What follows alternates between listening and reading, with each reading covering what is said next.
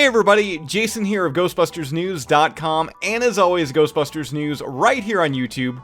And it has been nearly 6 years since Paul Feig's 2016 Ghostbusters reboot arrived in theaters. And no matter what you thought of the film, it continues to be a talking point in interviews, with Feig still being asked questions regarding the highly volatile backlash.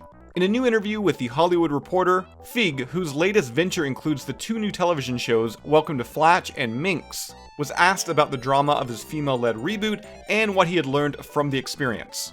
That a lot of people have a lot of passionate opinions, and the internet allows them to directly express those opinions to you. It was a tense time in our nation's history, and I think we got caught in the middle of that. Had it been a few years earlier or later, I don't know if it would have hit like that. It was hard to absorb, and quite an assault for me, because I'd always had such a lovely relationship with the internet. It just took me back to grade school and bullies. The bummer is that all we did was try to make a movie to make people laugh. Suddenly it became political and it escalated out of control. Now time doesn't heal wounds for some, as to this day, Feig still gets hate-filled comments through social media, being trolled by fans. The Hollywood Reporter asked if he had ever thought about giving up his social media accounts, with the director responding, "Constantly, but it's a necessary evil.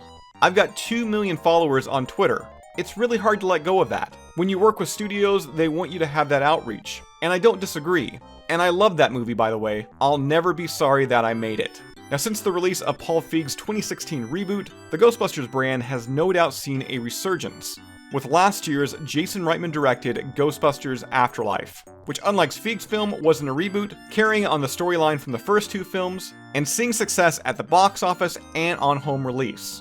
Now, as we mentioned yesterday, Paul Feig is featured in the newest issue of Empire, which is on newsstands today. In it, he speaks about the passing of fellow filmmaker Ivan Reitman, director of the first two Ghostbusters films. For more information on that Empire article, be sure to check out yesterday's video. We have a link to it down below.